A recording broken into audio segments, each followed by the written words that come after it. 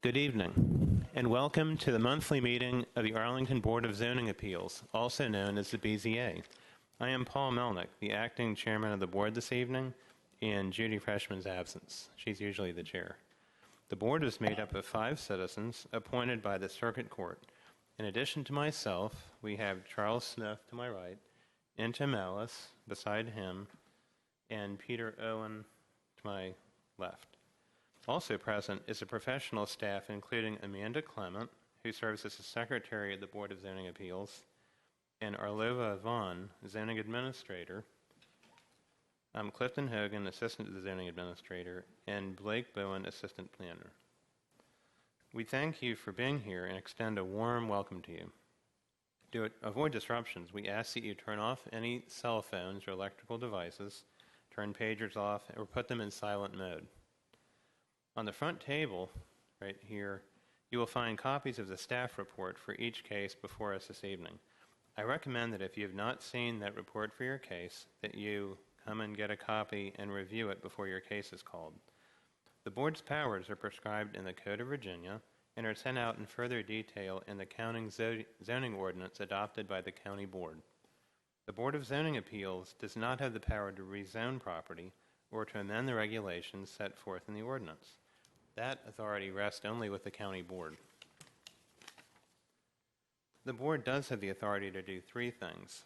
We can approve use permits that allow modifications of placement requirements for structures on 1 or 2 family lots when there is no option in the zoning ordinance to allow such modifications. We can also grant variances from the specific requirements of the zoning ordinance. And we can also decide appeals of the decisions of the zoning administrator. When approving use permits, the Board of Zoning Appeals may impose conditions that it deems necessary in the public interest, including limiting the duration of the use permit. In order to approve a use permit, the law requires that the board find that the proposal meet conditions and that the use permit will not, first, adversely affect the health or safety of persons residing in the neighborhood, next, will not be detrimental to the public welfare or injurious to property or improvements of the neighborhood, and will not be in conflict with the purposes of the master plans and land use and zoning related policies of the county. To do this, the BZA shall consider whether the modification will promote compatibility of development with the surrounding neighborhood because the structure's overall footprint size and placement are similar to the structures on the properties surrounding the lot in question, and whether the modification will help preserve natural landform, historical features, and/or significant trees and foliage. When granting variances, the board must determine that, first, the strict application of the ordinance would produce undue hardship, that the hardship is not generally shared by other properties in the same zoning district, and that the authorization of the variance will not be of substantial detriment to adjacent property, and that the character of the district will not be changed by the granting of the variance. Virginia Supreme Court ruling requires that a variance cannot be granted unless the effect of the zoning ordinance, as applied to the piece of property under consideration, would, in the absence of a variance, interfere with all reasonable beneficial uses of the property, taken as a whole. When deciding appeals of the zoning administrator, the board must determine if the administrator acted correctly. This evening, cases will be called, and a brief staff report and recommendation will be given. Following that, the board members will ask any questions of the staff that they have. Next, applications of their representatives will be given an opportunity to make comments to support the application or appeal. If they choose to make a comment, they must come forward to the podium here so that their comments can be recorded for the record. So we are keeping a record of what's said here and what our votes are. Next, all speakers for the item will be called. Speakers must fill out a speaker slip, which are available on the table in the front of the room. After we hear from speakers for and against the proposal, the board may permit the applicant a brief opportunity to clarify any points. The board may ask questions of any speakers, but does not permit and will not condone any cross-examination or direct questioning by others. We have deemed the following time limits for speakers to be sufficient: 5 minutes for applicants for use permits and variances, For use permits and variances, we have deemed 3 minutes for representatives of organizations and 2 minutes for individuals as sufficient. After the board has gathered all the information they need and discussed the case, it will decide the matter by voting on a motion duly made and seconded. A majority is needed to approve any motion. Any appeal from a decision of this board must be made to the circuit court in accordance with state law. After your case of interest is heard, you are welcome to stay for the balance of the session or leave at your convenience. Again, thank you for being here this evening. Please call the first case. V-11184-16-UP-1 is a use permit request by Greg and Mary Mullen to permit a setback of 19.7 feet to the wall instead of 20 feet as required, and 13.5 feet to the porch eave, 14 feet to the porch base, and 18.2 feet to the second story eave instead of 21 feet as required from the North Oxford Street right-of-way, and 6.5 feet to the wall instead of 8 feet as required, and 4 feet to the air conditioning unit instead of 5 feet as required from the right side property line. This is regarding a new porch and a new eave overhang for a new second story addition above the existing first floor walls. The staff recommendation is to adopt the attached resolution granting the subject use permit with conditions. Okay. Does the board have any questions of staff? No? Okay. Is the applicant present? Also, when you come to the podium, if you could state your name for the record, that'd be great. Sure. So my name is Greg Mullen, and this is my architect, Chris Dvorak. My wife, Mary Mullen, is also an owner, but not here this evening. So we were here last month, and really no major changes to the plans other than we added 2 condensing units on the back side of the house, and that's part of our use permit. Our request now, we could do them by right on the 6th Street side, but we'd have 2 condensing units sitting out in our front yard, which wouldn't look very appealing to neighbors. So we decided putting them in the back where there's a fence right there anyways. It's not really going to do a whole lot of damage in terms of where they're located. So if you have any questions, just let us know. Any questions of Mr. Mullen? No? Do. Okay. We got letters of support from some of your neighbors for this. Yeah. Are your neighbors aware that you've revised your application to put the condensers in that location? No, I didn't let them know about that. Okay. I didn't think it would be a big concern once again because it's 2 condensing units going behind the addition and they're facing the fence. So the only neighbor that's really going to see them is the neighbor to our left. So the neighbors staring at the house, the neighbor to the left would see those behind the addition. Right. So that would be the neighbor, whose views on that might be of help to us. Sure. Yeah. In one of the letters that was submitted with the application, one of your neighbors asked about drainage, water drainage across the lots. Sure. And also the fate of the garage that's already on the property. And I'm wondering, have you discussed further with your neighbor either of those issues? So the garage we're not touching at this part as part of this application. We're not doing anything with that at this point. Mm-hmm. They would like to see that improve because they stare out their back window at it. Right. So yes, at some point we will address that.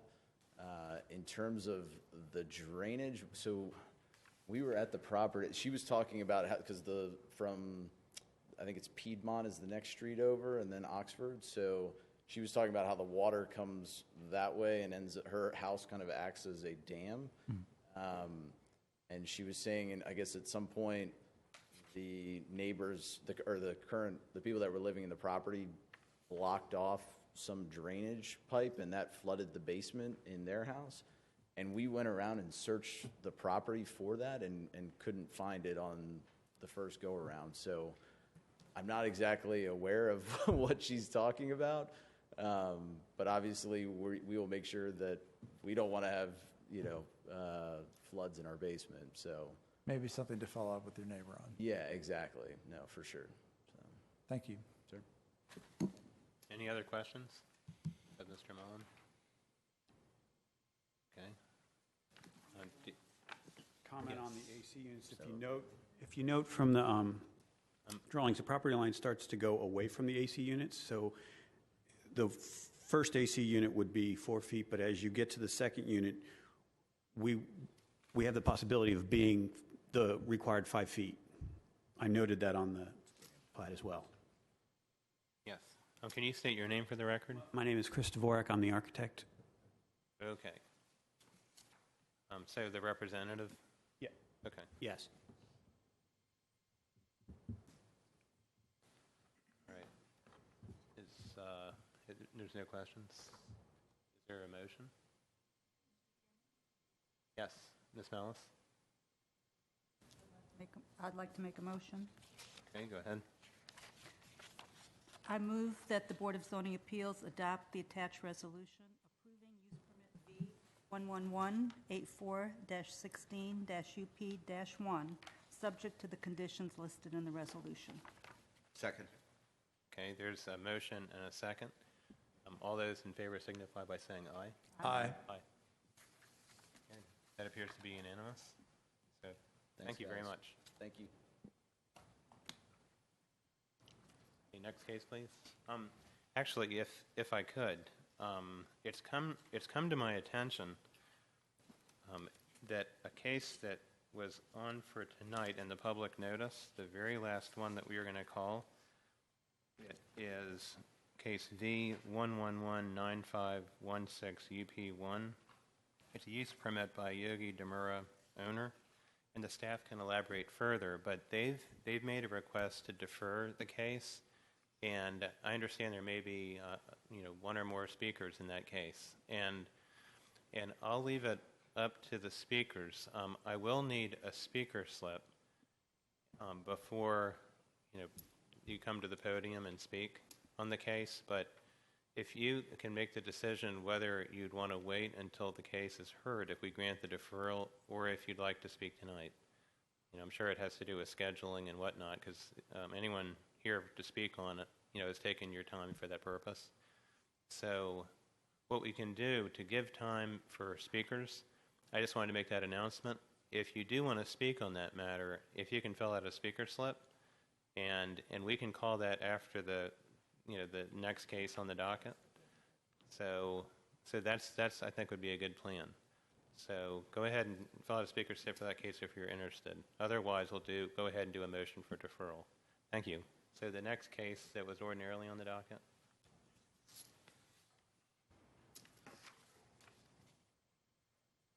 Mr. Chairman, if I might, you were just talking about, that's the bed and breakfast case? Yes. Okay. Yeah, it is. I'm sorry, just to clarify, your intention, Mr. Chairman, is to call the bed and breakfast case after this upcoming one, That's correct. To give speakers at that time, and then entertain the deferral motion. That's correct. To give people a chance, if they want to speak on it, to do so. Thank you. Okay. Case number V111-1177-16-VA-1 is a variance request to permit a fence with a height of 8 feet instead of 7 feet as permitted within the street setback. This is regarding the use of an existing parking lot to park Arlington County Transit vehicles and associated equipment. Staff's recommendation is to adopt the attached resolution approving the variance for the 8-foot tall fence. Thank you. So does the board have any questions of staff? I do. This was carried over from, or this was deferred from last month? It was. I regret I was not at that meeting. I wonder if you could just summarize what the reasons were for the deferral. I believe it was noted from an adjacent property that maybe they didn't receive as much notice as they would have liked to have, so it was deferred so that they could have further discussions with that adjacent property owner to review the request. Thank you. Any further questions of staff? Is the applicant present? Good evening. Can you state your name for the record? Yes. Good evening. My name is June Locker. I'm with the Department of Environmental Services. I'm here on behalf of the county and Mr. Dennis Leach, who is the named applicant for the county, and Mr. Steve Yaffe, who was here the last meeting. Unfortunately, both gentlemen are on out of town, and so I'm here on their behalf. Steve just made it back. Oh, Steve just made it back. Okay. Well, Steve made it back, but I will continue unless he wants to jump in. So since the last meeting, we did meet with the adjacent property owner and discuss the fencing. We have come to an agreement on just adding some fence material along that property line. And we've also changed our variance request to just the street frontage along the property line, not the backyard and the side yards. So this is just for the front yard piece. And we did incorporate our letter from the adjacent property owner with their approval of the erection of the 8-foot fence. Okay, thank you. Are there any questions the board has? Yeah, are the agreements with the adjacent property owners recorded in the resolution that we have? Well, I have some questions on that subject, some detailed questions on that subject. Okay, but are we looking at, I don't see those in the resolution. All of the requested conditions that the property owner had were not incorporated into the resolution. I believe specifically there may be the question about the cloth, and we didn't feel that we needed to write a condition regulating the color of the cloth, but rather maybe that could just be an agreement between the property owners. Is the cloth discussed in the resolution? That is not in the resolution. So how does the agreements that you've made get memorialized? That may be a question with regards to that specific request. That may need to be a question for the applicant as to how they want to do a formal agreement with the neighbor. But we didn't include that in the conditions. Is that the only agreement, the cloth? Yes, ma'am. I can read their request. We actually have it in our packet. But feel free if you would like to read it for emphasis. Yeah, go ahead. You can read it. So the following conditions would like to be added to the variance request. They would like to have the barbed wire portion of the fence angled onto our property, onto the county lease property. They would also be interested in removing the existing fences, because currently there's 2 fences, one on their property and one on the lease site, and having just one fence. And the final condition would be the green. They have selected the green covering would be the preference versus the black. We'd given 2 options for the fabric. And they also requested that the variance terminate upon the end of the leasehold interest by the county.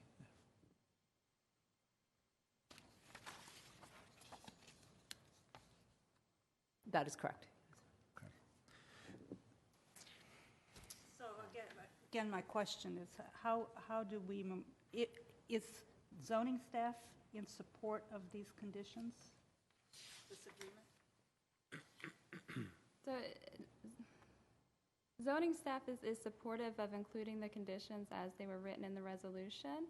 We didn't want to include specifications about the color of the cloth in the condition, as that if there were a change and if they even agreed to that change, that would then require them to come back to the board for that review if it was a condition that was included and approved with the resolution. So, but the color of the cloth is just one of, I think, 5 or 6 things here. That's the only one that's not included in the resolution. Yes. That's the only one that's not included in the resolution. Yes, Mr. Owen? I actually don't see any reference to cloth of any color, Yeah, which seems to be an important consideration for the neighbors' No. support, but it's not mentioned. So if there were never any fabric of any kind, I'm not sure that there's an enforceable agreement with the resolution as drafted. Am I mistaken about that? There is no condition, correct, in the resolution as it is. And does staff think it's inappropriate to include a condition relating to the use of fabric in the first place, irrespective of its color? Would that be difficult to enforce? Does that? I don't know that if I'd say it's inappropriate. It's just we sometimes, when we get too prescriptive, it doesn't allow an opportunity for any flexibility. And so something like a color or even sometimes a material, things change, manufacturers change, colors change, materials change. If we don't allow any flexibility for something that might be acceptable to both parties and we get too detailed, it's going to require another appearance here. So we were trying to leave that detail worked out between the two parties. Thank you for that explanation. And I jumped in piling on to Commissioner Malice's question, so I'll yield the floor back to her if she has additional questions, but I also have additional questions. I know some of your questions, so I won't ask your questions. I'm just looking through here. I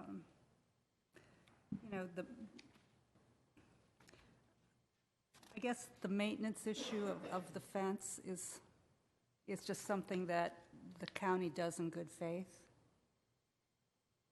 That is correct. We will be maintaining the fence because it is our fence and the fabric. Okay, I think one of the questions that Mr. Owen wants to ask is about the discontinuation of the use, and I'll let him ask that question because that's a question I have too. Yes, any further questions? Mr. Owen? Thank you. So the final proposed condition is the variance shall expire upon the discontinued use of the land as specified in the staff report dated October 7th, 2016. So my first question is staff report dated October 7th, 2016 meant to refer to this, I don't even know what to call this. Is this called a staff report? But this document that was presented to us, written by staff for the BZA meeting. Yeah. Yes, this is, Not like a county board staff report for some other action being taken on this item. right, this is the staff report.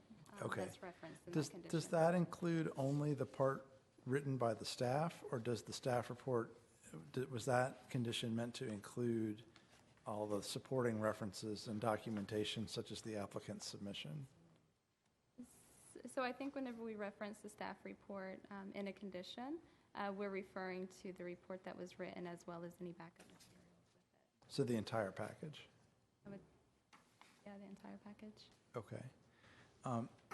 So then the word use, especially use of land in our milieu here in the zoning appeals world can have special meaning, right? That we issue use permits, the word use is defined in the zoning ordinance. So I'm wondering, is the word use as proposed by staff in this condition intended to have that term of art meaning, or is it intended to have its ordinary English meaning? So I think it was intended to reference their use as the vehicle storage lot, which is referred to in our zoning ordinance as a permitted use in that district, and which is the use that they've specified that they're requesting this fence for. So the reason I ask the question is because if the word use is being used to mean the term of art, then someone might argue later that any activity falling into that formal use category would qualify. But if we use use in its ordinary English sense as referring to the verbal description given in the staff report and its supporting materials, that would potentially be narrower. So examples that occurred to me were what if Arlington County were to start using it as a school bus depot with different size buses, or a WMATA bus depot, or a streetcar depot, or instead of a storage facility, a maintenance facility that would have different characteristics for noise and so forth. And so I'm just trying to explore whether or not the intention of this condition, how this condition meets with, how this condition meshes with the applicant's interest, which was not stated really in this way at all, but was stated in terms of the county's leasehold interest in the property, and said we would like it to expire when the county's leasehold. So to me, we start with a expressed interest of the neighbor to end with the leasehold interest, which was pretty broad, anything the county wants to do. And now maybe they would find that WMATA starts controlling it, using it in a rather different way. The county's no longer involved, but because we've said use of the land in this condition, then that could lead to unexpected surprises. So Perhaps we need to, if you want to suggest a modification, I think the intent was definitely tied to the county's leasehold, and that's what we were getting at. okay, so I would say maybe a clearer way to say it would just be to say explicitly something like a county transit vehicle storage or maintenance facility. And I think that would still give the county flexibility if art bus design changed or there was some programmatic change, as long as it's a county transit vehicle storage and maintenance facility. Would I be correct in thinking that that would be broad enough to cover all of your potential and planned uses? There is also discussion with APS currently for some of the APS buses to be parked there on a short-term basis for a year while we're constructing a garage at the Trade Center. Does the neighbor know that? They do know that, yes. And do you have any reason to think they would be concerned about it? We have not received any feedback to that. You told them before they wrote, did you tell them before they wrote this letter that's in our packet that there was a potential schools use? There's a potential. You just mentioned, Yes. right? Okay. All right, thank you. That's helpful clarification. So perhaps we could add County vehicles? Yeah, I would make it more general. county vehicle storage or maintenance facility. It sounds like a art bus limitation right now. Got it. That's the way I read it. So your view is that it should be broad enough to allow all of this, right? Yeah, Okay. especially in light of what I just heard. Yep. Okay. Thank you. I have one more question on this condition. I'm not sure how it's going to be rewritten, but it refers to a staff report dated October 7th. I would propose to just delete that whole reference. Our staff report is dated the 12th, and Well, you know, I'm confused. there's one on the website dated the 7th. I think there's two versions. The meeting date at the top of the staff report references the meeting date of October 12th. If you look just below that header, is the date of the staff report, which is the date that it gets submitted to you. I see. Got it. Right. Got it. Sorry, my got it. mistake. No, thank you. So, Mr. Owen, do you have complete language for this I do. that you want to introduce? I do. Do you want to make, I guess we need to find out if there's other speakers, but then I'd be more than glad to hear a motion. Are there any other Mr. speakers? Chairman, Yes. I guess I have a question of staff and the applicant, and it has to do with the color issue of the screening. It sounds like from staff's point of view that you don't really care.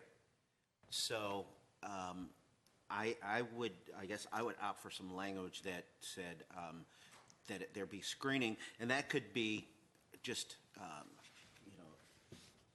marginalia. It could be actually written on the plat along those fence lines, and just note screened to agreeable color mesh screening. That's because if it's up to them, So, and I guess you wouldn't care if it were orange or whatever, because they're paying for it. Commissioner Smith, I actually I had actually drafted some language that would specify that the screening exists and be maintained. So just, if I have an That might opportunity be to make a broad motion. enough to encompass that they're, because you wouldn't want to see, I hear them saying, you stick, it could be too prescriptive, you make it one color, but does it allow for them to, the interested parties? Right. Okay. I guess one other question I have is, you mentioned that the location of the fence is not the same as was proposed a month ago. Is that right? Only part of it. The location, we looked a little bit further into and had some further discussion, and the fence will be within our property line. So for the side yard and the backyard, that requirement, we understand to be that we can erect an 8-foot fence as long as it's within our property, because there's no setbacks on the side yard and backyard. Oh, you have by right Yes, we have by right. to erect the fence in the other location. I see. So the fence is still going up on all sides of the property. It's just that the request for the permit is only for the side that you cannot do it by right. That is correct. I see. Thank you for that clarification. Okay. Any other questions? Okay, thank you very much. No other speakers here tonight on this matter? Okay, it's with the board. I'm prepared to make a motion. Okay, Mr. Owen? So I'm going to make a motion that's very similar to the staff proposal until you get to condition 5. In condition 5, I'm going to propose to add a clause regarding the fabric screening. And then I'm going to also propose a modification for condition 6 as proposed in the staff report. So my motion is, I move that the Board of Zoning Appeals adopt the attached resolution approving the variance in V-11177-16-VA-1 for a fence with a maximum height of 8 feet with conditions as indicated on page 5 of the staff report dated October 7th, 2016, except that for condition 5 to read, the barbed wire portion of the fence shall be angled into the subject property and fabric screening will be maintained in good condition along the fence.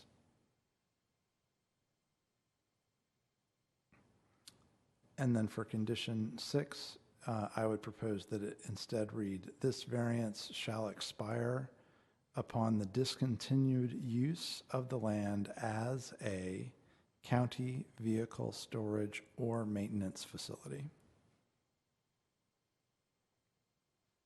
Okay. Second? The motion's been made and seconded. Oh, I do have actually one other question. I'm sorry, I forgot. Okay, of the applicant? The applicant, yes. Okay, one more question of the applicant. So one of the things mentioned in the letter we got from the neighbor was about the removal of the other fences that are already existing. Is it your plan to remove those fences? It is our plan to remove both fences. Okay, great. Since you're the county, I'll take you at your word here on the record. We won't have 3 fences along that property line. Terrific, thank you. Okay. All right. So, also the motion's been made and seconded. All those in favor, say aye. Aye. Aye.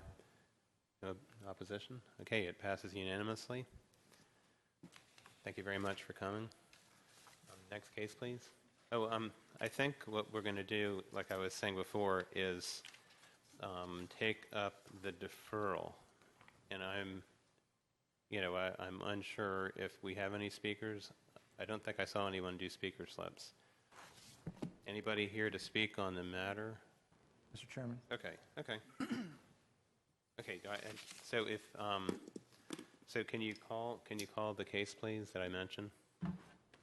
V-11195-16-UP-1 is a use permit request to permit a setback of 25.4 feet to the wall from the rear property line instead of 50 feet as required, 8.3 feet to the wall from the left side property line instead of 16 feet as required, and 11.4 feet to the wall from the right side property line instead of 20 feet as required for a bed and breakfast. Staff's recommendation is to defer to the November 16th meeting so that the applicant can meet with the Lion Park Civic Association on November 9th. Okay, thank you. Any questions of staff before we get to speakers on this? Just a procedural question for you. Yes. If any other speakers should arrive on this item after we've heard these speakers, like later tonight, after we've done the deferral, they'll be advised to come to the next meeting? Yes, I would say, the meeting, it starts when it starts, and, we're giving an opportunity for speakers, but that's how I would say, once we vote on deferral, then the case could be disposed of tonight, at least. Okay. Mr. Chairman, I do have one question of staff, and that was, what was the purpose, what was the given purpose for the deferral? They wanted to meet with the Civic Association, and Okay. that meeting will occur on November 9th. Thank you. Okay. So I do have two speaker slips. The first speaker is Garnett Tenney Son Handley. And so if that speaker could please come to the podium. The next speaker is Robert Blakely.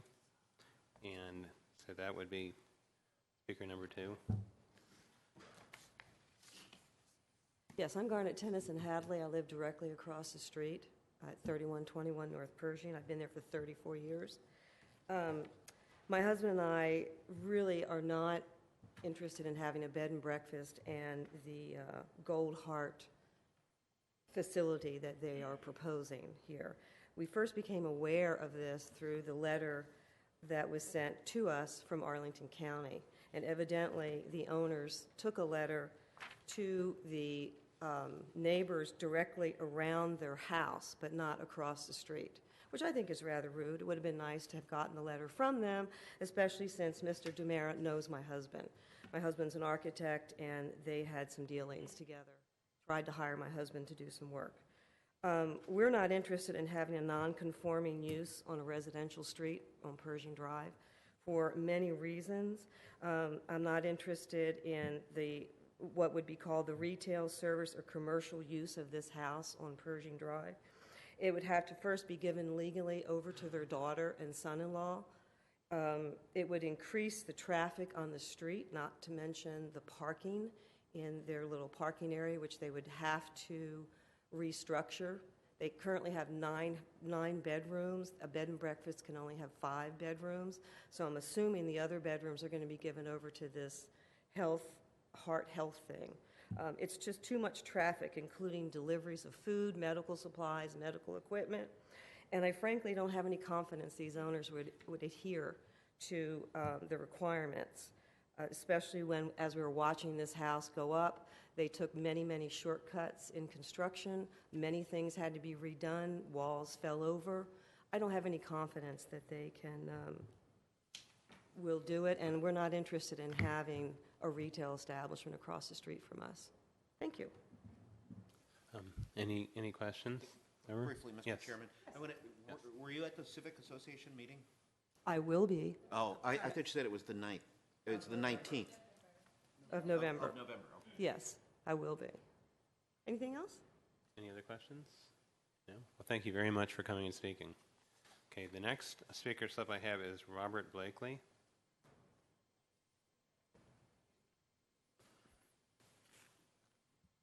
Good evening. Good evening. Thanks for allowing me to speak. We have the house right next door to Yogi and Daisy's house. It's been in my wife's family for over 50 years, so we went through the awful rigors of construction of that house, which the county is probably aware of. I think at that time, most of the people were not in favor of the house, but nevertheless, we all lived through it. A couple of people moved. I read through the letter to the board that the Demeras sent, and there's some things that interest me in there. they're talking about giving back to the community. And I think this is kind of in my view, I don't see where it gives back to the community. As she just said very succinctly, there's going to be a huge parking problem, a lot of congestion, people in and out. My daughter and her new family lives there now, and they go down to the park. There's a lot of traffic on the sidewalks, as well as 2 houses away is a difficult intersection of Pershing Drive and Irving. So, the additional traffic in and out of there, and they kind of come across as giving back because of Yogi's recent heart surgery. And believe me, my heart goes out to him. I'm glad that he's on the road to recovery. But I think to put this sort of in sheep's clothing, that's why they're doing it, is not appropriate. They'd come to me and asked me to sign this letter or this. It's not really a petition, and it's a basically not saying that you're in favor of it, but that we're aware that they were going to approach the county for this bed and breakfast. So I didn't sign it, and I'm glad that everything's back on track, but I don't think it's good for the neighborhood for the reasons, basically parking, the congestion, and sort of the hotel atmosphere, people going in and out. Okay. If they do have heart recovery patients there, as they're implying, there's going to be medical people, nurses and stuff coming in, that kind of thing. Okay, thank you. And for the record, could you state your name, please? Yes, I'm sorry, Robert Blakely. Okay. Thank you. Are there questions of Mr. Blakely from the board? Blakely, what's your property address? Yes, it's 3124 Pershing. Thank you. And just for the record, I went to all of the adjacent neighbors, with the exception of one to the left and right, or to the left side of Yogi, and everybody concurs that they are not in favor of it. So, Anyway, thank you for your time. Okay. Mr. Chairman, I have a question for staff. Yes, go ahead. So this item is going to go to the county board on the 15th for their action on changing the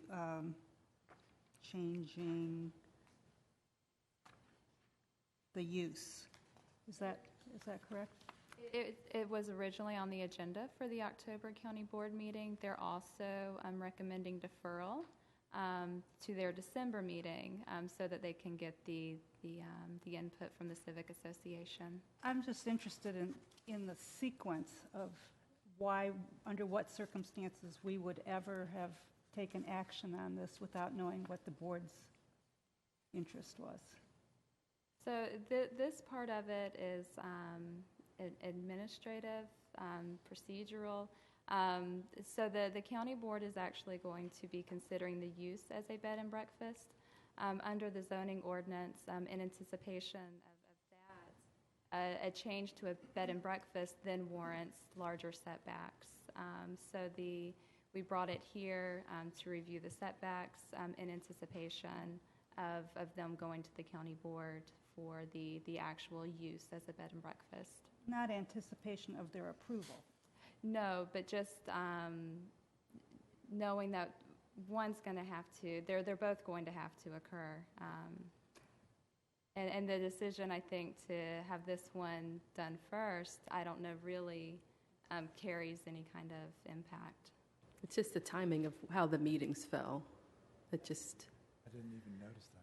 And both would be conditioned upon the approval of the other. I mean, in order for it to work, both would have to happen. So if the use permit wasn't approved, whatever decision is made here would be void because it can't work unless the board approves the use permit.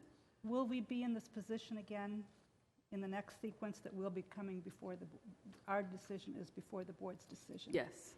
So that's interesting. I just, I think an approval here sort of sends a little message, or a disapproval sends a little message. I'm not sure. So actually, I have a question now. Does the county board lack the authority that we have to grant use permits in the way that we can grant use permits? I thought that we were a duplicate of and a sort of a delegee Delegated of the county's own authority, and that someone could potentially go to either body to receive what they get for use permits for us. I thought we stood in the shoes of the county board for granting use permits. That's a good question. That wasn't my understanding. I thought those were, So the county board is, in my opinion, is better equipped in our democracy to be a policy-making body. It is a little bit awkward for an appointed, we are appointed by the circuit court, as you know, and so it's a little bit awkward for us to be making policy judgments, because in a democracy, those judgments should generally be made by elected officials.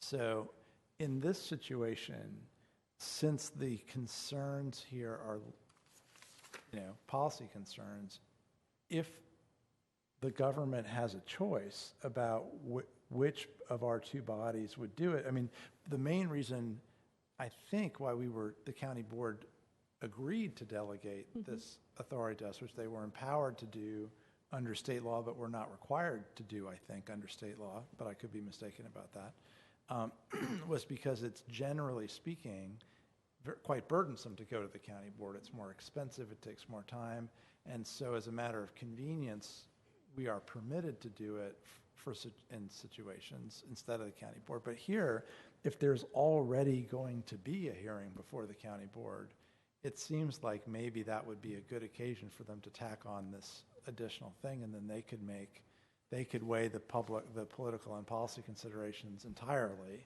and decide the issue for themselves. So if it's possible for the county board to do the whole thing and leave us out of it, that would, in my individual opinion, that would be desirable. okay. We can certainly find out. Okay. Because we're really not, it almost puts us in an advisory position to the board. In other words, we're giving advice to the board, and that's really not our role at all.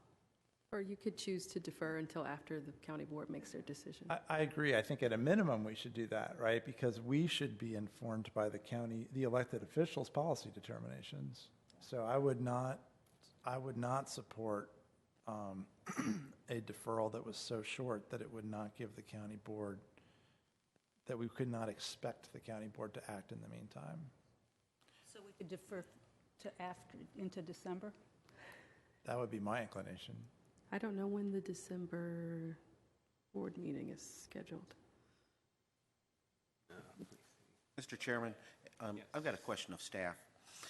These setback requirements are for a structure that's defined as a bed and breakfast? So, but this isn't a bed and breakfast. This is a house in the R6 district that they want to make into a bed and breakfast. That's precatory. It hadn't happened yet. So they want, it seems like to me, they're asking for a use permit so that they want to deviate from the setback requirements for a structure that they don't have. That's what it seems like to me. I don't think I couldn't vote for that. I couldn't agree to that because there isn't a bed and breakfast in front of me to vote on. There's a house that seems to they want to create into a bed and breakfast, but I think that the county board is who defines what a bed and breakfast is. They make the zoning ordinance. That's kind of the point that I think Mr. Owen was making, that they create legislatively what the definition is of a bed and breakfast. We don't have one in front of us. We have someone who wants to have one, but it isn't there yet. So I think at least until a county board meeting undertakes this up and does something with it. Were you able to establish the date of the county board meeting? The 10th, I believe, and I'm not sure when our December meeting is. Our December meeting's the following week. So then we can, 14th Yeah, of December, that's what I have. December 14th sounds right. I'm happy to make a motion. Okay, Ms. Mellis? I move that the Board of Zoning Appeals defer use permit V11195-16-UP-1 to the December 14th, 2016 BZA meeting. Okay, is there a second? Second. Want to pull my colleagues and see it. Do you guys agree that you'd prefer not to hear this again if the county board has the power to do it on their own? I think if there's a reason that staff, I don't want to hamstring staff in terms of, what happens next. Certainly, my preference would be if the board can take this all up at the same time, that makes a lot of sense. But the fact that we'll know what their decision is when it comes to us, and in fact, if their decision is a disapproval, then this is moot. Mr. Chairman, to kind of answer Mr. Owens, that's what I'm thinking, that if they say, no, you can't, and I think that there might be issues with respect to asking the board to do a zoning for one house kind of a thing. That's a problem from a legislative point of view. But I think that, and then to throw in the setback issue with it, that ask the board to legislatively create a zoning district for one house that has different setbacks for this bed and breakfast in this one house zoning district would, a lot of hurdles, I think, that someone has to jump with the county board. Because we would be empowered to set conditions for the setback, such as medical facilities shall not arrive after 10 p.m. or something, right? We would have the power to do that. But for us to litigate all that before the county board has heard all the same stuff seems really weird to me. Yeah, I'm totally in favor of putting it off to the December date. That makes total sense. So, well, the motion's been made and seconded. Everybody ready to vote? Okay, all those in favor? Aye. Aye. No opposition, so that passes unanimously.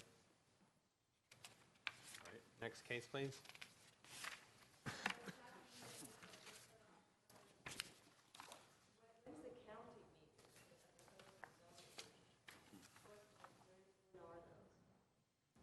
It's our understanding that this is coming to the county board on December 14th. That's just what staff has indicated to us today.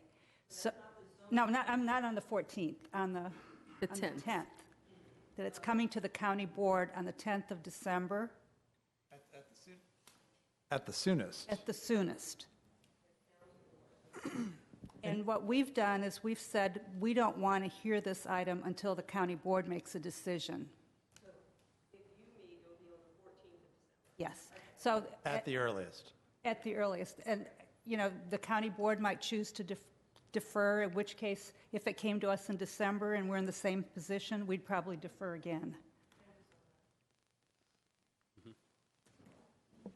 Okay. Next case, please.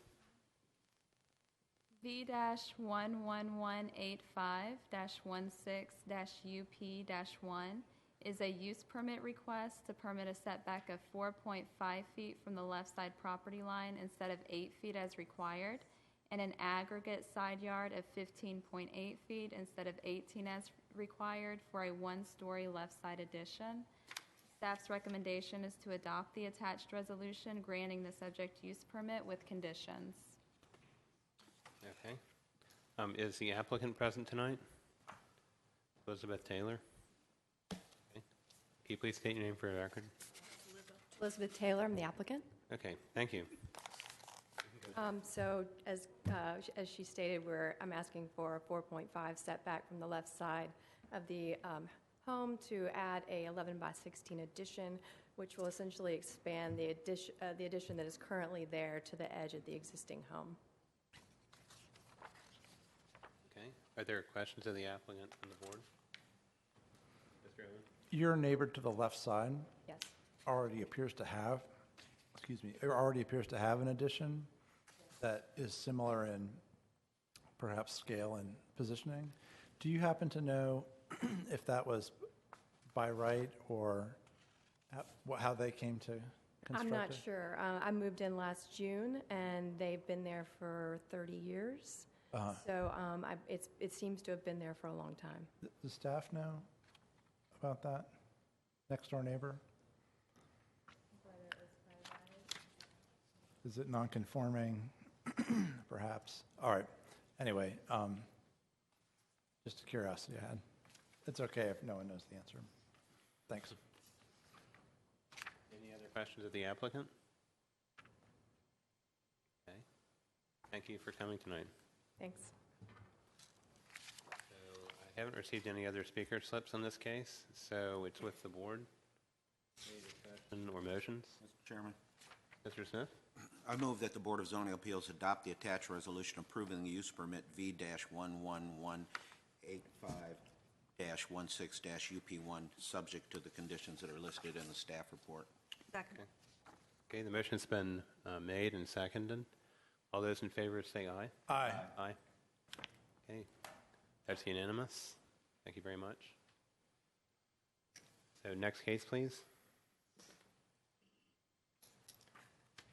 B-10888-14-UP-5 is a use permit request to permit a setback of 10 feet to the eve of a new third-floor addition from the 21st Road North right-of-way instead of 25 feet as required, and to permit a building in excess of 2.5 stories within 25 feet of a street right-of-way. And this is regarding a new third-story addition above the existing second-story walls. Staff's recommendation is to defer the use permit to the December 14th meeting. Okay. Thank you. Any discussion or motions from the board? Mr. Chairman, Ms. I Nellis? move that the Board of Zoning Appeals defer the use permit V-10888-14-UP-5 to the December 14th, 2016 BZA hearing. Second. Okay. so Mr. the Chairman, motion's- before we vote, I actually do have a question on this. So it appears that this property has previously been the subject of 3 BZA denials and now 6 deferrals on this particular item. And I'm new here, but that seems unusual. And I'm wondering if there's any particular reason to think that on December 14th, we really will have something ready, or whatever's causing the vexation on this property, is what's the rationale for picking December 14th as the recommended date of return? This is at the applicant's request. They've indicated that they are still working through their design and their plans, and they requested a deferral to December in hopes that they will have something for us. So potentially, you think that they might come back with something that staff would recommend approval on? I'm asking for a promise, but I'm trying to understand the nature of the conversation you're having with the applicant. I think their goal is to either come to a design that they can achieve by right, at which point they can withdraw their request, or to find a design that staff can support. Okay, thank you. Mr. Chairman, Mr. Smith? just by way of a little backstory, because you've identified some of the history, this applicant owns several houses on this block and has over time made a number of improvements. And they are rental properties, but the neighbors have consistently been involved in discussions with the applicant's representative, who are very diligent about their efforts to listen to the neighbors while balancing their business interests. As you can see, it is a narrow street, so parking has always been a subject that's been discussed. Construction issues and the problems that are associated with that. But I have seen them over the years work the applicant's representative work very hard to try to accommodate. And to that end, they do make a lot of requests for deferrals, and in between do work to improve their chances. Thank you very much. Sure. Okay. So the motion's been made to defer and second. So if you're ready for a vote, all those in favor say aye. Aye. Aye. Okay. That's unanimously in favor. So it's deferred. Thank you very much. Next case, please. V-11186-16-UP-1 is a use permit request to permit a setback of 18.1 feet to the porch base and 17.8 feet to the porch eave from the 20th Street South right-of-way instead of 21 feet as required, and 23.5 feet to the bay window from the 20th Street South right-of-way instead of 25 feet as required. This is regarding a new front porch and a bay window. Staff's recommendation would be to adopt the attached resolution denying the setback of 23.5 feet for a bay window with floor space, but granting a use permit for setbacks of 18.1 feet to the porch base and 17.8 feet to the porch eave from the 20th Street South right-of-way for the new front porch. Thank you. Any questions of staff? So is this the one where you gave us a revised disclosure statement tonight? It is. Okay, thank you. All right. Any other questions of staff tonight? Okay. Is the applicant present?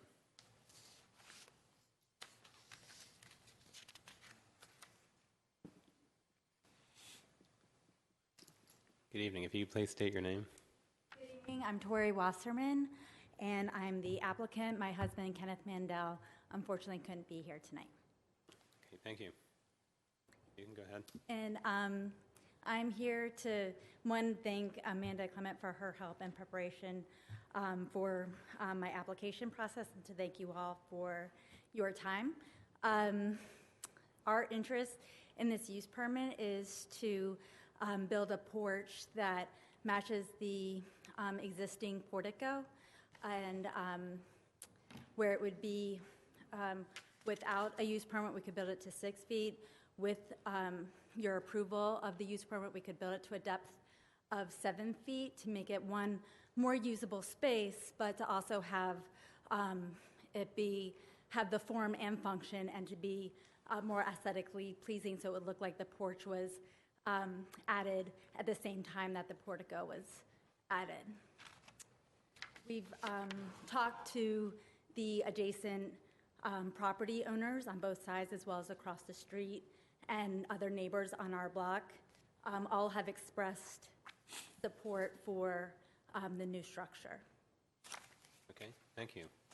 And you're in agreement, I read in the staff report that you're in agreement to not have, to make the bay window not have floor space, is that right? That's correct.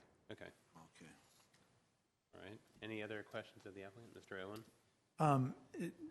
Thank you for your well-prepared application. I noticed that you had exercised some diligence in getting neighbor support, but I was curious that 2 of your across-the-street neighbors were not listed, so I didn't see anything from 712 or 714 20th Street. And I'm wondering if you could talk about how those neighbors have been engaged, or did I miss them perhaps on the signage? The people across the street, Sean and Maureen Matthews at 708 20th Street, they're on here. Pardon? Yes, I saw their signatures. Yes, and they're directly across the street from us, as well as the the homeowners on either side of us. We have their signatures as well. Well, and you also have a signature from 718 20th Street, which is 3 doors down, looks like, across the street from you. So what I'm wondering about is the 2 neighbors in between 708 and 718. So the Shipleys, we've talked to them, I think, just in the time that I submitted the application and needed the signatures. I didn't intercept them, but I have spoken to them. The husband, actually, Greg, is an architect, and they are accepting of this and encouraging. And the property that's in between where the Sodis live and the Shipleys is a complex with 4 apartments. So on our street, we have several multi-use buildings. That building has 4 apartments, and actually the properties on both sides of us, one is a 3 unit complex.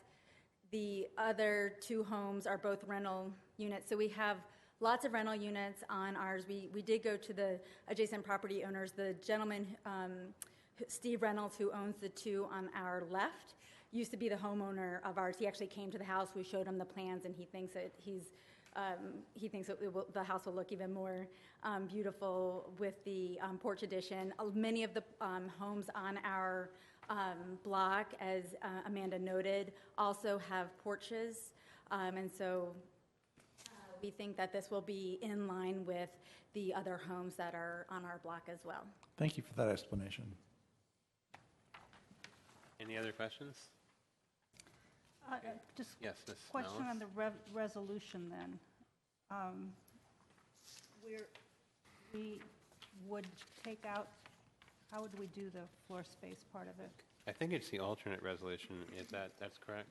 Because I think it excluded the bay window with the floor space. No, my understanding is that we would pass the staff recommended resolution, and that although it would be a denial, it would be a denial of something the applicant's no longer seeking to do.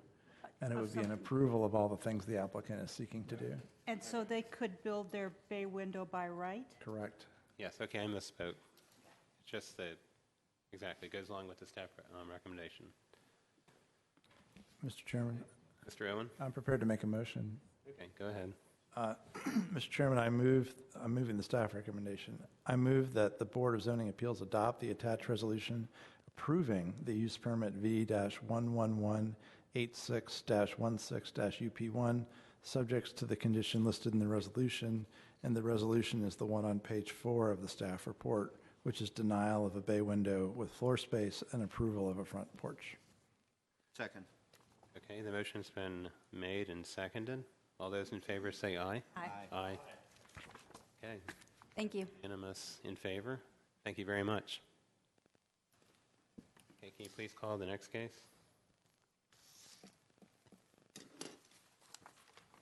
V-11187-16-UP-1 is a use permit request to permit a setback of 17.6 feet to the wall and 17.3 feet to the eve from the North Liberty Street right-of-way instead of 25 feet as required, and 18.4 feet to the porch base and 17.5 to the porch eve from the North Liberty Street right-of-way instead of 21 feet as required. This is regarding a new one-story sunroom addition and a new front porch. The staff recommendation is to adopt the attached resolution, granting the subject use permit with conditions.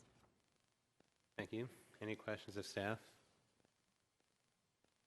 Is the applicant present tonight? Okay. Can you please state your name? Yeah, hi, my name's Tim Van Vano. I'm the builder. I did the application for Luke, and these are the homeowners Okay. with us. And, Thank you for coming. Huh? You can go ahead. All right, yeah, sorry about the hat. No problem. I took it off. Anyway, so they're looking to add a front porch, a wraparound front porch, and then go around to a side sunroom. Kind of a unique lot. It's a corner lot, so the setbacks are, the 25-foot setbacks are hitting, where they need to go. So we're asking for a setback reduction for the side sun porch and also the front and side porch and the sunroom. The encroaching, the exact footage, it's like 17.6 to the wall, and then the eaves, and then the porch would be 17 or 18.4 feet, and then 17.5 to the porch eave. And we have the support of all the surrounding neighbors. I believe there was one which was a rental they were unable to contact, and then they also have the support of the Dominion Hills Civic Association. Okay. Thank you very much. So would you all like to speak also?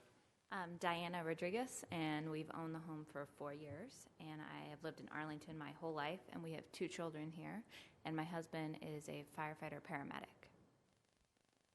Okay. Like she said, Luke Marlowe is my name.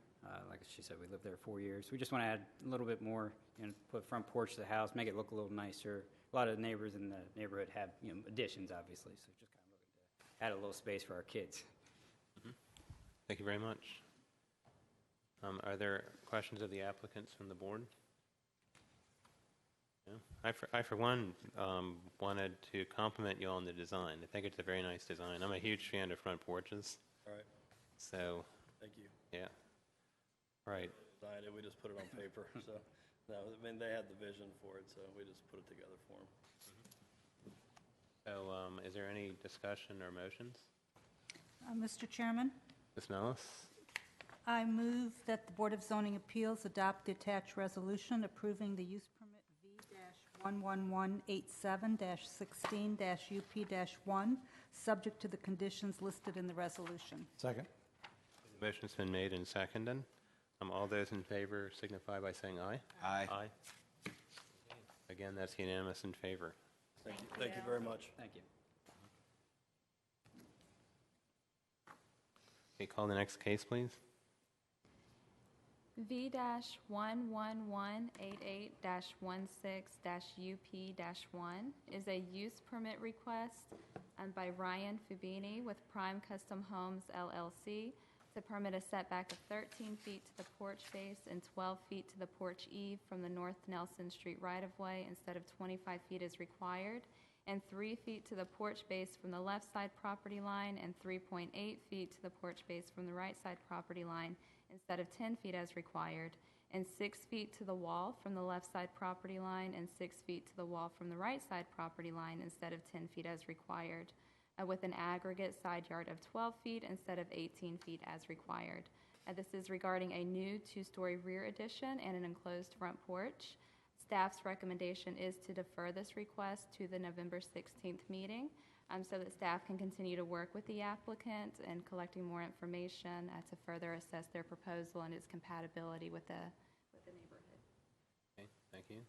Any questions of staff on this One deferral? of the things you'd be working on is getting them to come up with some neighborhood comments. We have discussed that, yes.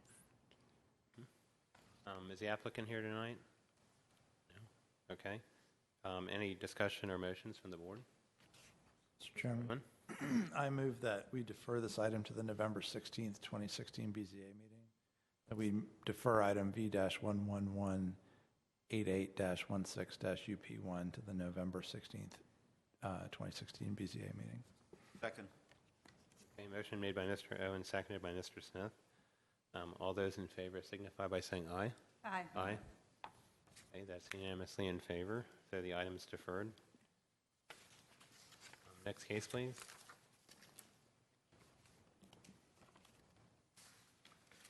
V-11189-16-UP-1 is a use permit request to permit a setback of 13.7 feet to the porch base and 13 feet to the porch eve from the North Highland Street right-of-way instead of 21 feet as required, and a setback of 24 feet to the wall from the rear property line instead of 25 feet as required. This is regarding a new 2-story single-family dwelling. Staff's recommendation is to adopt the attached resolution granting the subject use permit with conditions. Okay, are there questions of staff from the board? Is the applicant present on this? Okay. Good evening. If you can please state your name for the record, and we'd like to hear from you. Good evening. Michael Thompson. I'm the owner, along with my wife, Julia, of the residence at 1508 North Highland Street. I'd like for the board to consider our application and approve it. My wife and I have lived in Clarendon, Arlington for 10 years now. We've made some roots here. We're a growing family. We've got 3 kids, 6, 4, and 1, expecting another. We love the house. We love the area. It's an older home. It's got some issues with it internally, plumbing, electrical.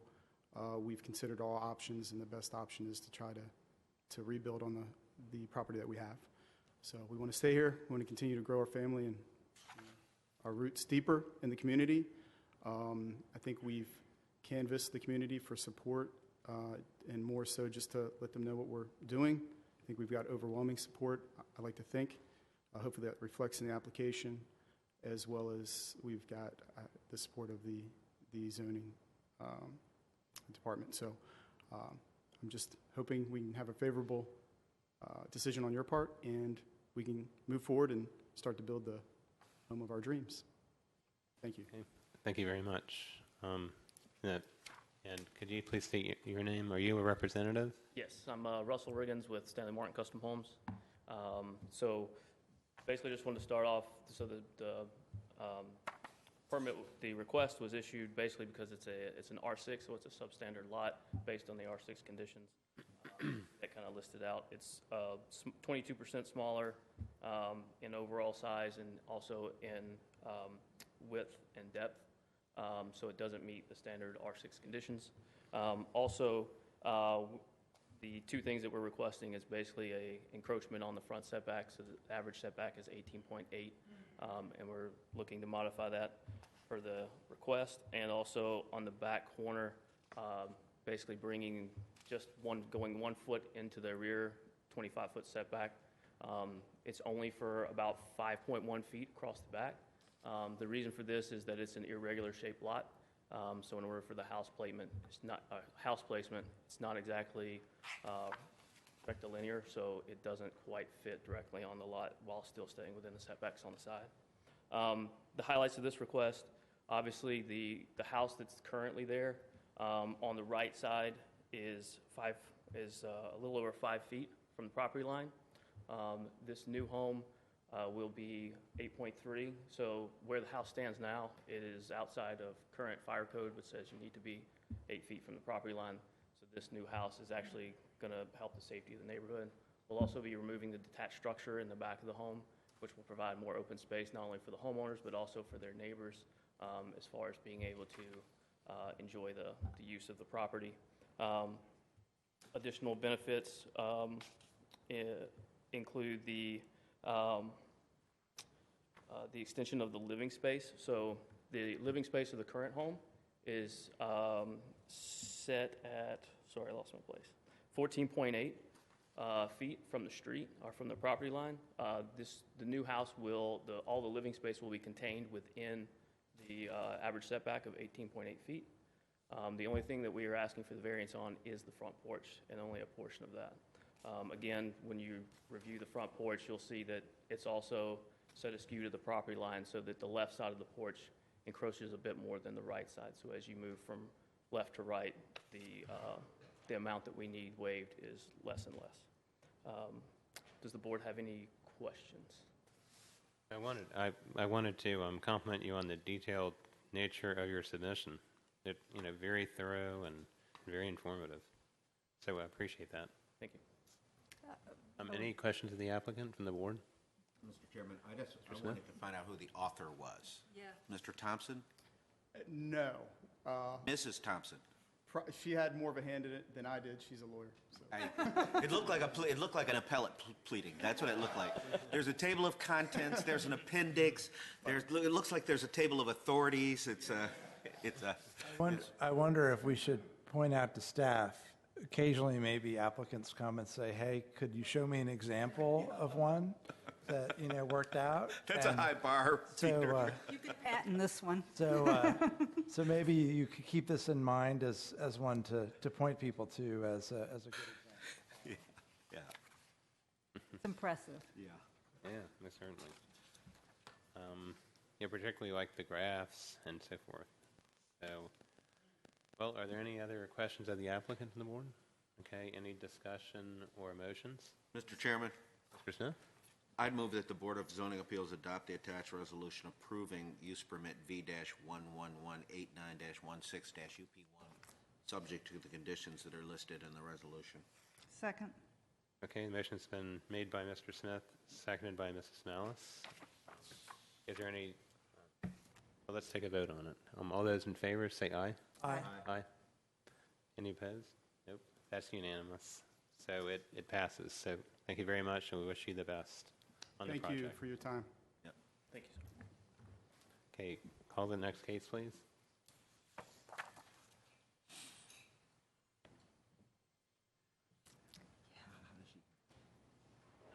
V-11190-16-UP-1. Use permit request to permit a setback of 20 feet to the wall from the rear property line instead of 25 feet as required, and 19.8 feet to the eve instead of 21 feet as required. And this is regarding a new two-story addition. Staff's recommendation is to adopt the attached resolution granting the subject use permit with conditions. Okay, is there any question of the staff from the board? No. Is the applicant present?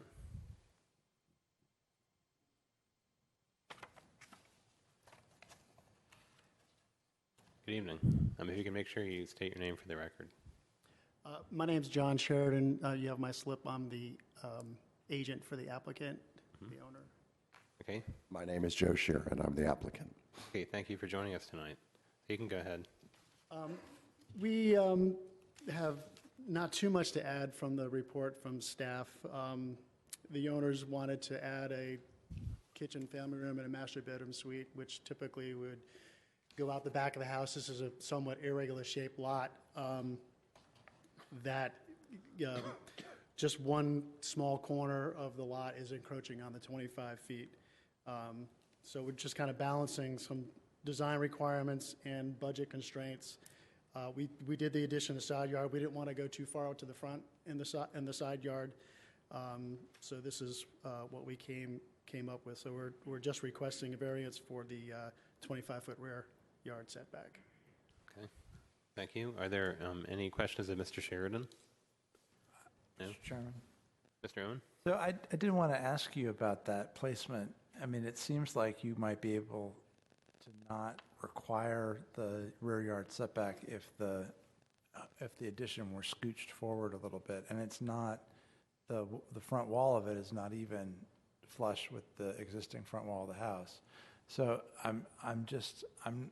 I was perplexed at why go to all the trouble. Yeah, part of that was the budget constraints. In order to get to the second floor master bedroom and not have to disrupt the existing second floor, we're actually going out the back and then getting to the master bedroom that way through what is going to be a study, so that to go through the existing house would have required renovating, reshuffling that whole deck, whereas we're really not doing anything to the second floor presently, and that required us to get out the back. So the other thing that I was curious about was that there are several neighbor statements of support here, but not from the two neighbors that I would most be interested in hearing from, which is 4735 First Street and 115 North Abingdon Street. And I'm wondering if you could talk about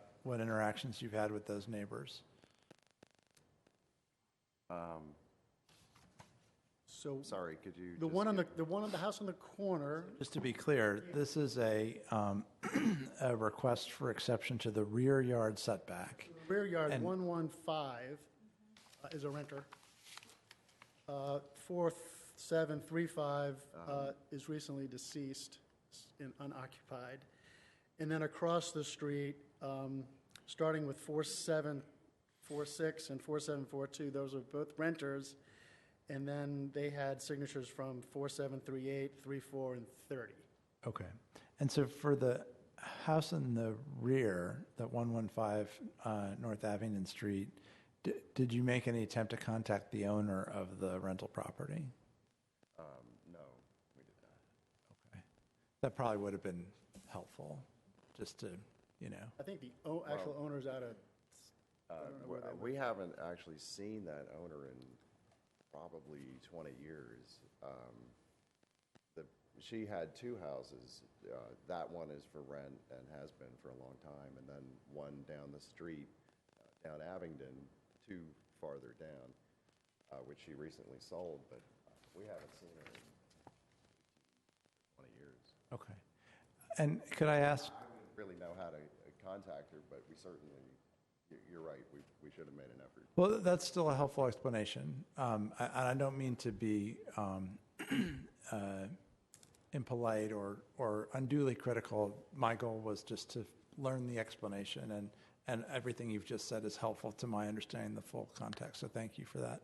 I would have then a follow-up question for staff, which is, what would be the means of notification for this landlord, property owner to potentially learn of this request? How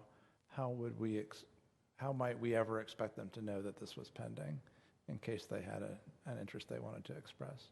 We send the notices to the listed property owner as is listed through the real estate assessment office. And so notice should go to the owner's address of record rather than just the property. So a letter would ordinarily have been sent to the same place the tax bill goes? Correct. Okay, thank you. Mr. Chairman, That's Ms. Mellis. just to follow up on that, I do think maybe since our applicants are often inexperienced with how to contact the property owner when they're not on site, if that could be somehow included in the instruction or, the conversation, if you have rental properties and, you're going to get asked about those absentee owners, if you could maybe direct them to, the real estate records where they could at least make their own attempt. And I know, so you all send your formal letter, but we are also asking them, if they've had an interaction. So it would just short-circuit this conversation if they could say, we sent them a letter, but we never heard back. We tried to call them, and we never heard back. And Mr. Sharon, I hope you take away from this conversation that your experience, the expectations that you appeared to have are not uncommon. And so please don't take it personally that we're using this as our opportunity to talk about it. And, Mr. Chairman, and the office might, when applicants come in, when you talk to them about rental properties, you might even advise them that they might want to ask the person who lives in the rental property, where do they send their rent to, or is there a management company that manages the property that you're in contact with, to try to, dig deeper to, ascertain really the ownership. Great ideas. Any further questions of either of the gentlemen? No? Is there any further discussion, or is there a motion? Mr. Chairman? Mrs. Mellis? I move that the Board of Zoning Appeals adopt the attached resolution approving the use permit V11190-16-UP-1, subject to the conditions listed in the resolution. Is there a second? Second. Mrs. Mellis made the motion. Mr. Owen made the second. All those in favor say aye. Aye. Aye. Okay, that's unanimously in favor. So thank you very much for coming tonight. Thanks. Thank you. Have a nice evening. Okay, next case, please. V-11191-16-UP-1 is a use permit request to permit a setback of 19.9 feet to the wall and 18.9 feet to the eave from the rear property line instead of 25 feet as required, and this is regarding a new sunroom. The recommendation is to adopt the attached resolution granting the subject use permit with conditions. Thank you. Any questions of staff from the board? Nope. Is the applicant present tonight? Please state your name. My name is Donald Rossholt, and I'm a owner of the home under question here. My wife is the other owner. Thank you very much for coming tonight. I just wanted to say that my in-laws purchased this home in 1959, and my wife inherited it on their passing. We just moved into it 2 years ago as an attempt to start downsizing in our age. Last winter, the existing sunroom suffered serious damage due to the heavy weight of the snow and has to be replaced. And what we're attempting to do now is to replace that sunroom, but to extend it across the rest of the back of the house to enlarge it so it's more usable. Okay, thank you. Are there questions of the applicant? Mr. Chairman? Yes, Mr. Owen? Prepared to make a motion. Okay, go ahead and make the motion. Mr. Chairman, I move that the Board of Zoning Appeals adopt the attached resolution approving the use permit V-11191-16-UP1, subject to the conditions listed in the resolution. Second. Okay, Mr. Owen made the motion. Ms. Ellis made the second. All those in favor say aye. Aye. Aye. Okay, that's unanimously passed. Thank you very much. Next case, please. V-11192-16-UP-1 is a use permit request to permit a setback of 17.7 feet to the porch base and 17.1 feet to the porch eave from the 25th Street South right-of-way instead of 21 feet as required for a new front porch. Staff recommendation is to adopt the attached resolution granting the subject use permit with conditions. Any other questions of staff from the board? Is the applicant present tonight?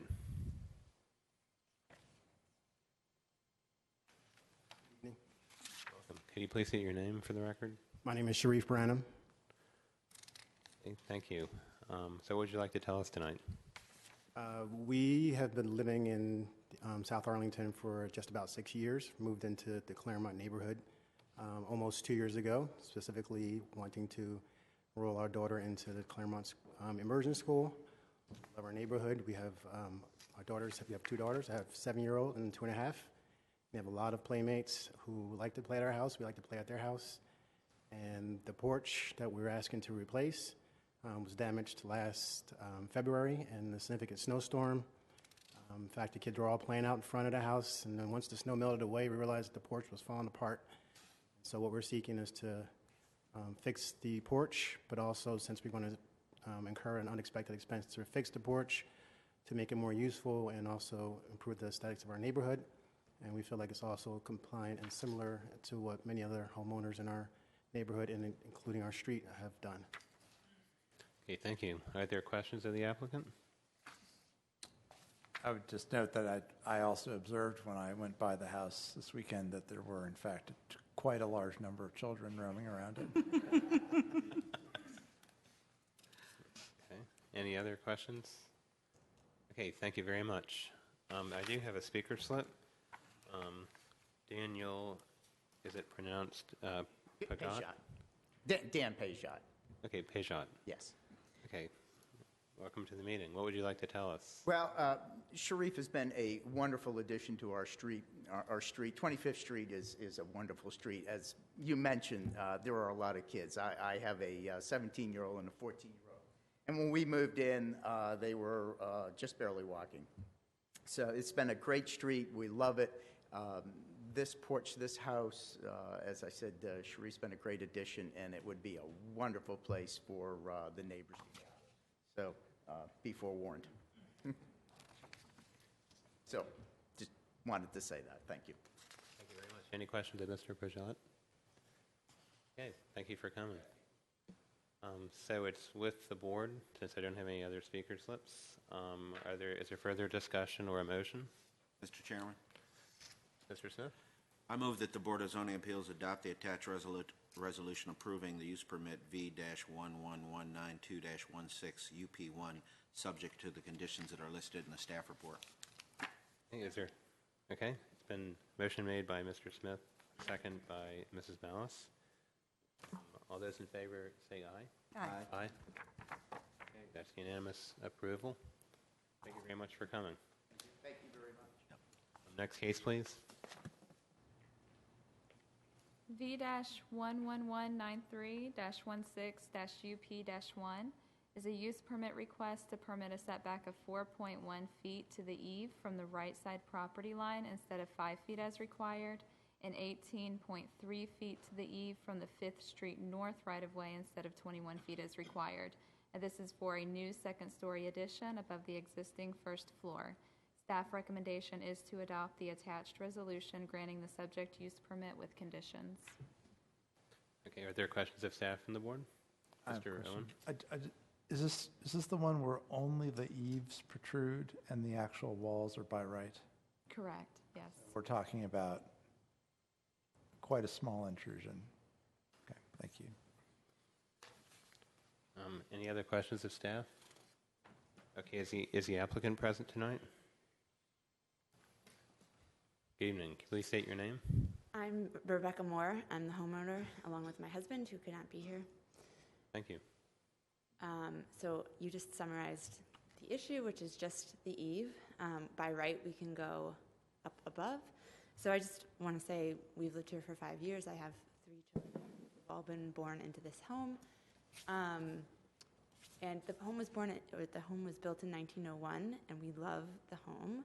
We want to keep the look and feel of it as much as we can, so it's going to have that look and feel of a big dormer coming out. But in order to do that, we need the eaves that are there presently just to be moved up to the second floor, and so that's what we're looking to do. Do you have any questions? Any questions? No? Okay. Is there any discussion or motions? Mr. Chairman, Mrs. Bellis? I move that the Board of Zoning Appeals adopt the attached resolution approving use permit V11193-16-UP-1, subject to the conditions listed in the resolution. Is there a second? Second.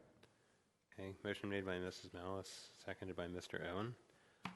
All those in favor say aye. Aye. Aye. Okay. That's a unanimous approval. Thank you very much for coming. Okay. Please call the next case. V-11194-16-UP-1 is a use permit request to permit a setback of 14.3 feet to the wall and 14 feet to the eave from the rear property line instead of 25 feet as required for a new one-story addition. Staff's recommendation is to adopt the attached resolution granting the subject use permit with conditions. Are there any questions of staff? Okay. Is the applicant present tonight? Good evening. Joel Bernstein, the property owner, and I never stand between people and adjournment, so I'll be very quick. I actually win the award for the longest in my house. I've been there 25 years, and the reason we need a use permit is because the lot behind us is sort of like, our lot is like this, and so we're very short of it. Straight across, we wouldn't have a problem. We want to put on another, a one-story addition to the back of the house, similar to what you see, as I put in the application, my 2 neighbors to the left, as continue. I got the support of all the neighbors who touched the house and anyone I think who could look upon it. That's it. All right. Any questions? I'd just note that for the record, in case it's compared to other locations, that there's also a pretty steep topography in this location that further mitigates the impact to the most affected neighbors. Thank you. It's true. And it's not just, from my perspective, it's not just, the only consideration is not just it's an irregular lot line, but in some cases that may be a reason not to allow it, right? Because then there's another house that's in close proximity whose privacy might be affected. But in this case, I think an important factor is the topography, which helps mitigate the impact on neighbors. That is true. We do have a steep sort of incline. Yeah, it is a very interesting shaped lot, especially with the lot behind it. You do wonder how that came to be. The lot behind me, they squared it off because the road curves, right? So if you look at it, they kind of squared that one off, and mine kind of got unsquared, I guess. Mm-hmm. You made up the difference. Yeah. Well, any other questions, discussion, or motions from the board? Mr. Chairman, I move that the Board of Zoning Appeals adopt the attached resolution approving the use permit in V-11194-16UP1, subject to the conditions in the staff report. Second. Go ahead. Mr. Owen. You have Motion made by seniority, Mr. Commissioner Miles. Do you think that I could? I defer to my senior. Okay. Motion by Mr. Smith. Of the senior member of the board. All those in favor say aye. Aye. Aye. Very much. Like it was unanimous. Okay, thank you very much for coming tonight. That appears to have been the last case. So, well, we need to get to the minutes. Is there any discussion about the minutes or a motion? Mr. Chairman. Mr. Owen? I have some proposed adjustments to the minutes. One is truly minor on the first page. Where the deletion is, that sentence should probably end in a period rather than a comma. And then there's 2 occasions where I recused myself on items and voted present.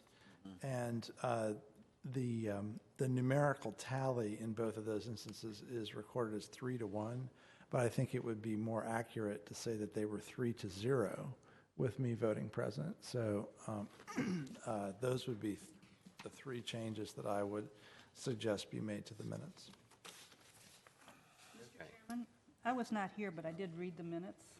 And there's on page, numbered, 1, 2, page 4, there's just, I think, a typo in item number 4 in the list.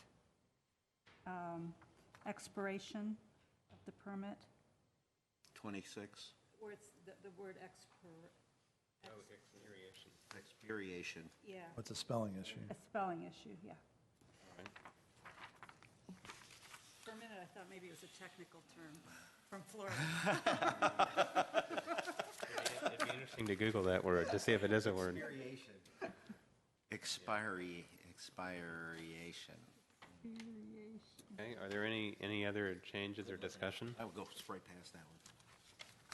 Okay, is there a motion to accept the minutes with those changes? Mr. Chairman, I so move. Okay. Second. Okay. Those 4 changes. Mr. Owen made the motion. Mr. Smith seconded it. All those in favor? Aye. Aye. Oh, I'm sorry.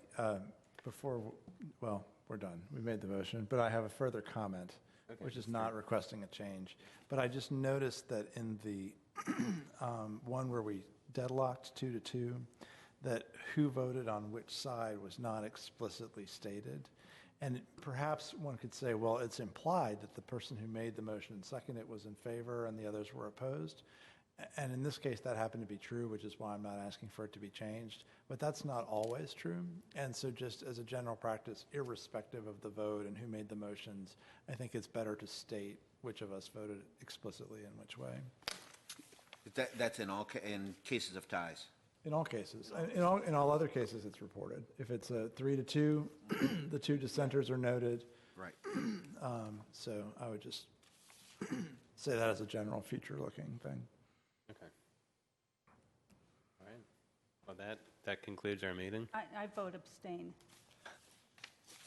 Oh, you abstained on the minutes, Right. which are therefore approved 3-0 with 1 abstention. I don't know if I should say this before the end of the adjournment of the meeting, but we had discussed on previous occasions the possibility of asking that the staff reports underline the word grant or deny in the recommendation section. So but that there have been staff changeovers since then. So just I would reiterate that request perhaps that we had all discussed on previous occasions, but just in the recommendation section right on the front page, that word I wind up myself just having to circle because your advice is so important to us. Right? It's a key part. So underlining approving or denying or the equivalent word I think would be just helpful in adding to the readability of the report. Is there any other business to take care of tonight? Okay. Any motion to adjourn? So moved. Okay. Is there a second? Okay. Motion and second to adjourn. All in favor of adjourning, say aye. Aye. Aye. Okay. That's Well, unanimous. well We're done, adjourned. Commissioner Melnick. Yes. Your first time leading us out in record time. Yeah, it is record time. Yeah, even faster. Anything in the